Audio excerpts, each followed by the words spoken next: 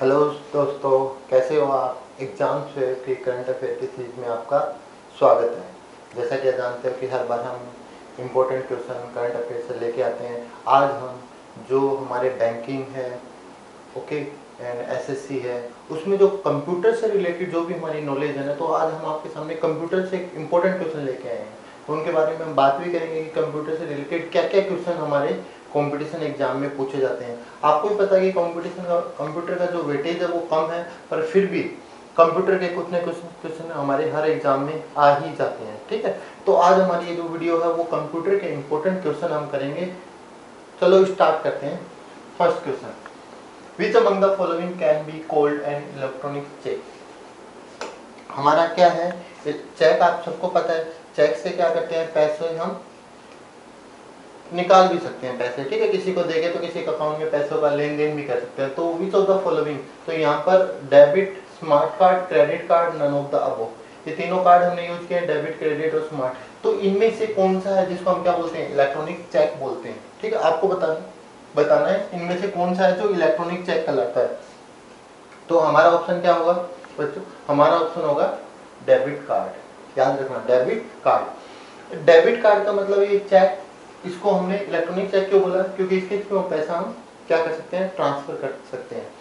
ये किसके थ्रू जाता है पैसा, ACH, एक ही वर्ड याद रखना, इसकी फुल फॉर्म भी याद रखना, automatic clearing house. Automatic clearing, CLEARING, clearing house. तो ये हमसे इसकी फुल फॉर्म भी पूछ सकते हैं बहुत सी बार, ACH क्या होता है। तो क्या है ये, ऑटोमेटिक क्लियरिंग हाउस। इसके थ्रू जो पैसा वो क्या होता है, एक अकाउंट से दूसरे, मतलब ये डेबिट कार्ड में हमारा इलेक्ट्रॉनिक चेक बोला, इसके थ्रू हमारा पैसा होके जाता है, इसके थ्रू ट्रांसफर होता है। तो ACH ये याद रखना बहुत इंपॉर्टेंट है, ऑटोमेटिक क्लियरिंग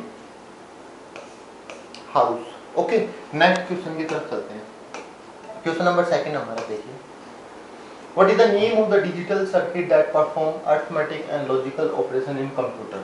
अब आपको भी पता है जो कंप्यूटर की लैंग्वेज है वो क्या है, डिफरेंट है। ओके, अरिथमेटिक है, कोड की लैंग्वेज होता है बाइनरी। ओके, और उसमें बाइनरी को उसमें वापिस हमारे इस लैंग्वेज में कन्वर्ट होता रहता है। तो what is the name of digital circuit that perform arithmetic and logical operation, जो हमारे कंप्यूटर के अंदर है। डिजिटल सर्किट का नाम क्या है, जो कंप्यूटर में अंकगणित, जो गणित और तार्किक का काम करता है, उस सर्किट का नाम क्या है। ठीक है, तो ऑप्शन देखिए हमारे पास, arithmetic logical unit, digital comparator, multiplexer और नन ऑफ दिस। ये चार ऑप्शन हमारे पास। तो कौन सा करेक्ट होगा इसमें से, what is the name of digital circuit arithmetic and logical. तो ये देखो, ये अरिथमेटिक और ये लॉजिकल, तो क्या ऑप्शन आ जाएगा हमारा, अरिथमेटिक एंड लॉजिकल यूनिट। ये काम है इसका, ऑपरेशन करता है ये। अब दूसरा, ये ऑपरेशन जब कर रहा है, ये वाला ऑपरेशन, तो इसके भी हम बात करें तो ये जो ऑपरेटर है वो कितने भागों में है, दो भागों में है। इसको हम बोल सकते हैं अरिथमेटिक यूनिट और लॉजिकल यूनिट, AU और LU और ALU। तो अगर आपसे पूछे कि हमारे ALU का फुल फॉर्म क्या है, अरिथमेटिक लॉजिकल यूनिट। ALU का फुल फॉर्म क्या है, अरिथमेटिक लॉजिकल यूनिट। और ALU के दो टाइप है, कौन कौन से, अरिथमेटिक यूनिट और लॉजिकल यूनिट। तो आपको टाइप पूछ ले तो भी याद रखना कि AU and LU both are the type of ALU। तो इसका आंसर क्या होगा हमारा, आंसर ऑप्शन A। अब चलते हैं हम नेक्स्ट क्वेश्चन की तरफ। Question number 3, which among the following define web two most precise, निम्न में कौन सा वेब टू को सबसे सटीक रूप में परिभाषित करता है। तो देखिए, वेब टू का मतलब समझो पहले तो क्या है। वेब टू का मतलब क्या है, ये हमारा इंटरनेट का टाइप है। ओके, ये हमारा क्या है, इंटरनेट। ये देखो, वेब का मतलब www, वर्ल्ड वाइड वेब। तो ये वेब 2.0 क्या है, ये हमारा इंटरनेट का टाइप है। तो इनमें से कौन सा ऊपर है, a new version of internet, a series of technology improve in world wide web, a new labeling of world software and none of this। तो ये देखिए, new version of internet, a series of technology improvement in world wide web। तो www में जो technology improvement हो रही है उसके अंदर हमारा क्या है, ये new series of technology in world wide web. तो हमारा ऑप्शन कौन सा हो गया, ये हमारा which among the following define, तो series of technology improvement in world wide, तो ऑप्शन बी हमारा करेक्ट होगा। ओके, अब चलते हैं हम नेक्स्ट क्वेश्चन की तरफ। Question number 4, ADSL data communication technology use which of the following faster data transmission. ADSL data संचार प्रौद्योगिकी तेजी से डेटा संचरण के लिए निम्नलिखित में से किसका उपयोग करती है? तो देखिए हमारा क्वेश्चन देखिए पहले तो ADSL। ADSL का मतलब क्या आता है? Asymmetrical digital subscriber line. ठीक है, ADSL का मतलब क्या है? Asymmetrical digital subscriber line. Okay, ये किसका पार्ट है? DSL। DSL हम डिजिटल सब्सक्राइबर लाइन। तो देखिए voice band modem, wireless modem, copper technology line और सॉकेट। अब ADSL में क्या होता है कि जो हमारे घर में जो इंटरनेट होता है वो हमें हाई स्पीड इंटरनेट मिलता है। ये जो इंटरनेट होता है किसके थ्रू जाता है? कॉपर की वायर के थ्रू होता है, टेलीफोन की वायर से जुड़ा होता है और हमारे घर में हाई स्पीड इंटरनेट देता है। तो ये कॉपर की जो वायर होती है ना उसके थ्रू, जैसे आपने देखा होगा ये टेलीफोन वायर होती है। ठीक है, टेलीफोन वायर किसकी वायर होती है? कॉपर की वायर होती है। और आपको पता है टेलीफोन की जो लाइन होती है उससे हमें घर में इंटरनेट भी आता है। ठीक है, जैसे BSNL है, BSNL की जो आपने लैंडलाइन लगा रखा है तो आपको इजी से BSNL का इंटरनेट कनेक्शन भी मिल सकता है उसी के थ्रू। ओके, तो ये हमारा करेक्ट ऑप्शन क्या होगा? Copper telephone line. Question number next की तरफ चलते हैं 5। विच of the following device is volatile storage? कौन सा वोलेटाइल स्टोरेज?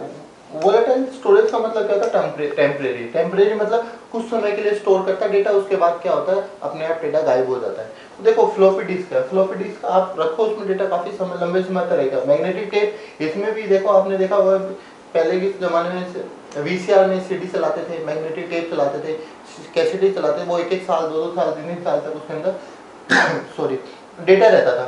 हार्ड डिस्क का आप अभी भी यूज करते हो, इसके अंदर भी डेटा टेम्परेरी नहीं होता, परमानेंट स्टोर करके रखो। रैम क्या होता है? Random access memory. क्या फुल फॉर्म है? रैंडम, फुल फॉर्म भी याद रखना, वैसे हम बचपन से पढ़ते आ रहे हैं। तो रैंडम एक्सेस मेमोरी ये क्या होता है? हमारे कंप्यूटर में शॉर्ट समय के लिए डेटा इसको रखता है, उसके बाद जैसे हम शट डाउन करते हैं पूरा डेटा क्या हो जाता है? क्लियर हो जाता है हमारे कंप्यूटर में से। तो ऑप्शन क्या जाएगा हमारा? रैम।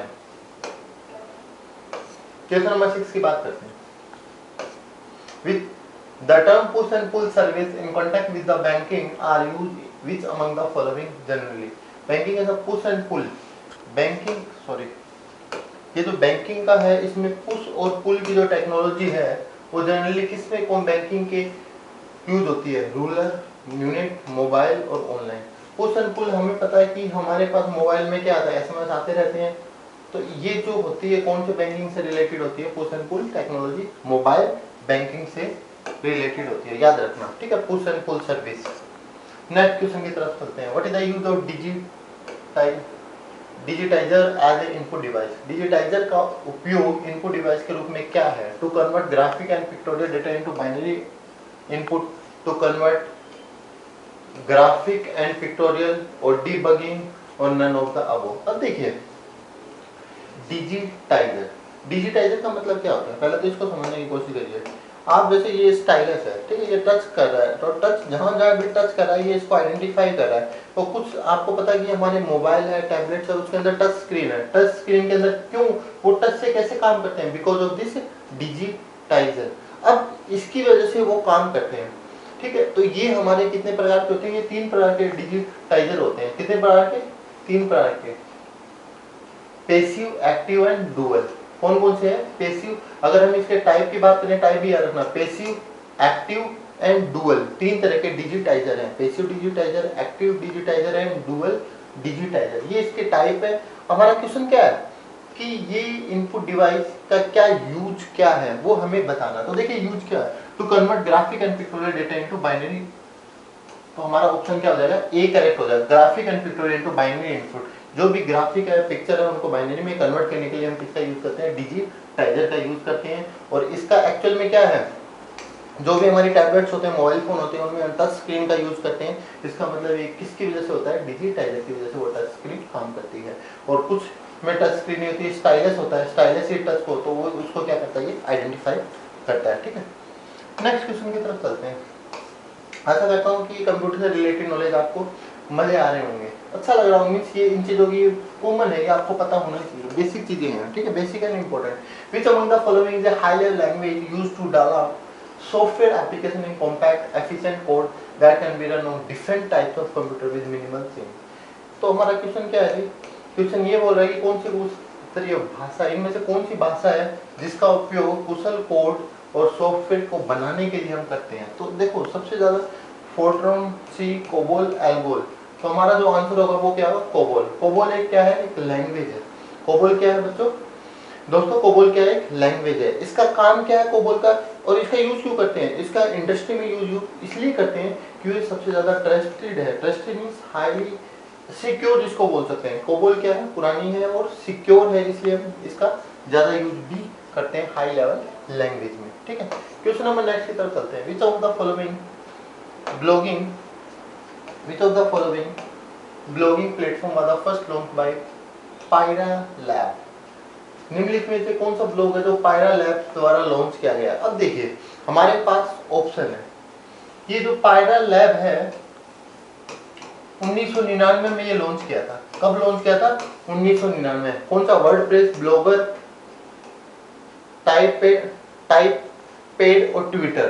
तो ये हम बात करें 1999 में क्या किया था, ब्लॉगर। और आप पता है ब्लॉगर तो गूगल का है, तो 2003 में गूगल ने इसको अपना लिया था ब्लॉगर को। 2003 में 1999 में पायरा ने लॉन्च किया था ब्लॉगर, और 2003 के अंदर क्या किया पायरा को, ब्लॉगर, ये गूगल ने ले लिया कि आप। और आपको पता है ट्विटर, इसकी स्टोरी क्या है, ये तो कब आया था 2006 में, अमेरिका की सोशल कंपनी है जी ये, ठीक है ना। तो 2003 में इसको गूगल ने लिया। और ट्विटर की अगर स्टोरी देखें तो हमारा करेक्ट आंसर क्या होगा, ब्लॉगर करेक्ट आंसर होगा। और ट्विटर हमारा कब आया, 2006 में, और अमेरिका की कंपनी है, 2006 में ये ट्विटर हमारा आया। तो पायरा लैब का याद रखना, blogger. Okay, question number next चलते हैं, लास्ट क्वेश्चन।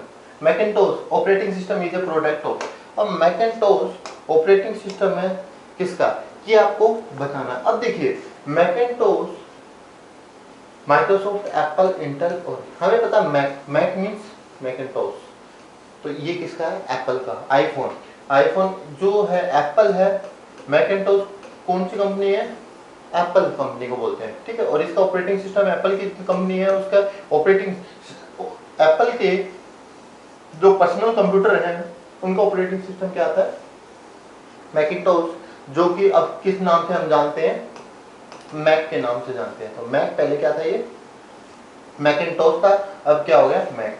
इससे पहले लास्ट एक क्वेश्चन तो पूछा था कि डिबगिंग क्या होता है। अब देखिए डिबगिंग का मतलब क्या होता है, हमारे इसमें आया था अभी डिबगिंग का मतलब क्या होता है कि मान लीजिए कोई भी हमारा सिस्टम है, डेटा, उसमें क्या होते हैं, वायरस आ जाते हैं, कोई भी अनवांटेड चीज है जो उसको रन नहीं होने देती, तो उसको रिजोल्व करने के लिए हम किसका यूज करते हैं, डिबगिंग का मतलब बग जो होता है, हमारे सिस्टम में कोई भी बग है जो हमारे सिस्टम को हार्म कर रहा है, हमारे डेटा को हम नुकसान पहुंचा रहा है, उसको हटाने के लिए हम क्या करते हैं, डिबगिंग करते हैं। ठीक है, थैंक यू स्टूडेंट, आज के लिए आशा करता हूँ कि आपने काफी एंजॉय करा होगा कंप्यूटर से रिलेटेड उस महत्वपूर्ण नॉलेज। देखते रहिए हमारे चैनल को और सब्सक्राइब करिए, विजिट कीजिए www.examswave.com। Thank you.